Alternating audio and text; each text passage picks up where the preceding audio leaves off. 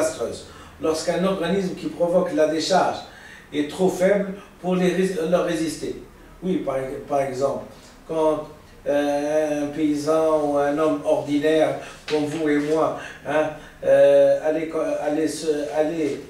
et essayer de rencontrer un grand tabou, d'abord l'empêcher, et deuxièmement, si par mégarde il bravait le danger, on s'attend, et là c'est le grand tabou qui se charge un petit peu hein, de le torturer, quand c'est pas une idée spontanée du peuple qui se dit tiens il est parti voir un truc, donc on dirait qu'il a, comment dirais-je, il a provoqué la foudre. Et d'ailleurs c'est une charge électrique. Les conséquences de la violation d'un tabou dépendent donc non seulement de l'intensité de la force magique inhérente à l'objet tabou, mais aussi à l'intensité du mana qui, chez l'impie, s'oppose à cette force. C'est ainsi que les rois et les prêtres possèdent une force extraordinaire, et ce serait la mort. Donc ce serait la mort.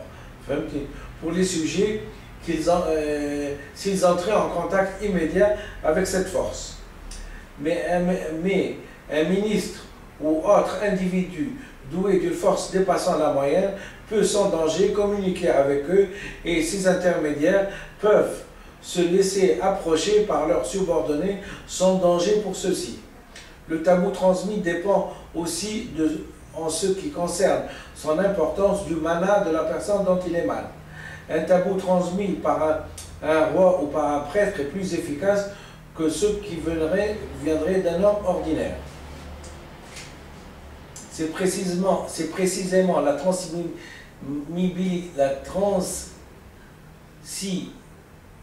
transmissibilité du tabou qui fait naître la croyance à la possibilité de l'écarter à l'aide de cérémonies d'expiation. Il y a des tabous permanents et des tabous passagers. Sans tabou permanent, les prêtres et les chefs, ainsi que les morts, et tous ceux qui se rattachent à eux. Les tabous passagers se rattachent à certains états tels que la menstruation et les couches, l'état guerrier avant et après l'expédition, la chasse et la pêche. Il y a des tabous généraux qui, tel un interdit de l'Église, peuvent être suspendus sur une région, importante ou maintenus pendant des années. Je crois avoir deviné l'impression de mes lecteurs en présumant qu'après avoir lu ces citations, ils ne sont pas plus renseignés qu'auparavant sur la nature du tabou et sur la place qu'ils doivent lui accorder dans leur pensée. Ceci tient certainement de l'insuffisance de mes informations et au fait que j'ai laissé de côté toutes les considérations relatives au rapport existant entre tabou d'un côté, la superstition de l'autre, la croyance à l'immortalité de l'âme et la religion de l'autre. Mais je crois d'autre part qu'un exposé plus détaillé de ce que nous savons concernant le tabou ne servent qu'à compliquer davantage les choses que les lecteurs peuvent m'en croire sans d'une obscurité désespérante. Il s'agit d'une série de limitations auxquelles les peuples primitifs se soumettent. Ils ignorent les raisons de telle ou telle interdiction et l'idée ne leur vient pas à l'esprit de les chercher. Ils s'y soumettent pas un point final. Comme à des choses naturelles et sont convaincus qu'une violation appellerait automatiquement sur eux le châtiment le plus rigoureux. Chacun connaît des cas authentiques où une violation involontaire d'une prohibition de ce genre a été suivie effectivement d'un châtiment automatique. Le malfaiteur innocent qui a par exemple mangé la chair d'un animal prohibé tombe dans un état de profonde dépression, attend la mort et finit réellement par mourir. Les prohibitions portent pour la plupart sur des objets comestibles, sur la liberté du mouvement et de communication. Dans certains cas, elles paraissent rationnelles, visent à imposer des abstentions et des privations. Dans l'autre cas, leur contenu reste toujours toutefois incompréhensibles car elles portent sur des détails sans valeur, semblant se constituer d'une sorte de cérémonial. Toutes ces prohibitions semblent reposer sur une théorie d'après laquelle elles seraient nécessaires parce que certaines personnes et certaines choses possèdent des forces dangereuses qui se transmettent par contact comme par contagion. Tel homme ou telle autre chose possède cette force à un degré plus prononcé que tel autre homme ou telle autre chose. Et le danger est proportionnel à la différence qui existe entre ces deux catégories. Ce qu'il y a de plus bizarre dans tout cela, c'est celui qui a le malheur de violer une de ces prohibitions devient lui-même prohibé et interdit comme s'il avait reçu la totalité de la charge dangereuse. Cette force est inhérente à toutes les personnes que présentent quelque chose de particulier, au roi, au prêtre, au nouveau-né. Elle est inhérente à tous les états exceptionnels tels que les menstruations, la puberté, la naissance, les états mystérieux tels que la maladie, la mort, à tout ce qui est susceptible de se répandre et semer la contagion. Ce sont tabous. Toutes les personnes, toutes les localités, tous les objets et tous les états passagers qui possèdent cette mystérieuse propriété où en sont la source. Est encore tabou. La prohibition motivée par cette propriété est enfin tabou, au sens littéral du mot. Tout ce qui est à la fois sacré, dépassant dans la nature des choses, est dangereux, impur et mystérieux. Ce mot et le système qu'il désigne expriment un ensemble, en fait, de vie psychique dont le sens semble nous échapper. Nous sommes tentés de croire de prime abord que ces faits ne peuvent nous devenir intelligibles tant que nous n'aurons pas examiné un peu plus près la croyance aux esprits, aux démons, si caractéristiques de ces cultures primitives. Mais en fait, en quoi cette énigme du tabou peut-elle nous intéresser? À mon avis, elle doit nous intéresser, non seulement parce que